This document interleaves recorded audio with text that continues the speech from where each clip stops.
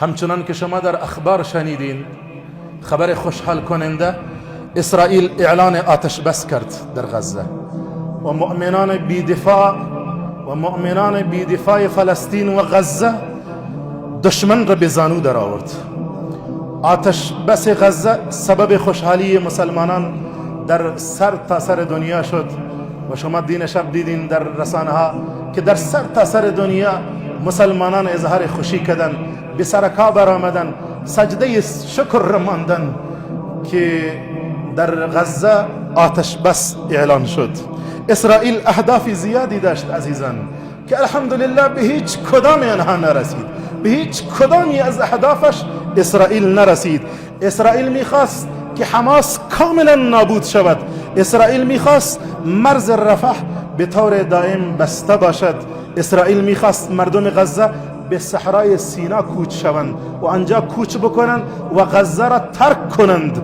اسرائیل میخواست غزه برای همیشه تحت اشغال آنها باقی بماند.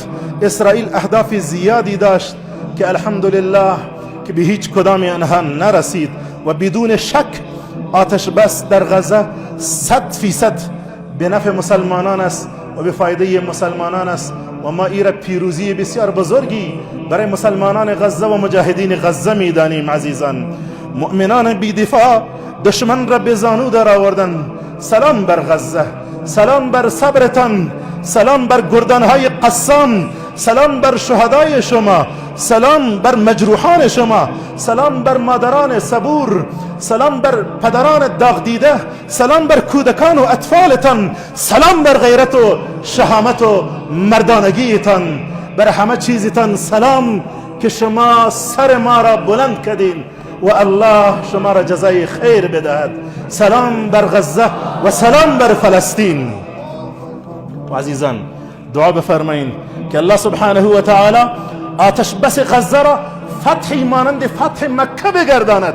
زمانی که رسول خدا صلی الله علیه و سلم صلح حدیبیه را امضا می کردند، همه گفتند این چه قسم کاری است که ما میکنیم، این چه قسم کاری است که ما میکنیم؟ آیا ما احرام بسته کرده باشیم بدون احرام برگردیم، بدون احرام به مدینه منوره برگردیم؟ اما الله سبحانه و تعالی از همین صلح به نام فتح یاد میکند و رب العالمین به آنها فتح مکه را داد و ما امیدوار هستم و دعا بکنین تا الان دعا کردین برای نصرت آنها و الان دعا بکنین که رب العالمین این آتش بس غزه را به فتحی مانند فتح مکه معظمه تبدیل بکند و الله سبحانه و تعالی از آنها شهدایشان را قبول بفرمایند. خونهایی که ریختندن، زحماتی را که تحمل کردن، مشکلاتی را که تحمل کردن و شهدایی را که دادن تقدیم کردن، بسیاری ها یتیم شدن، بسیاری ها بیوه شدن. الله همه ایرا از آنها قبول بفرمایند و سبب این آتش بس را سبب فیروزی و سبب فتح بسیار بزرگی بگرداند.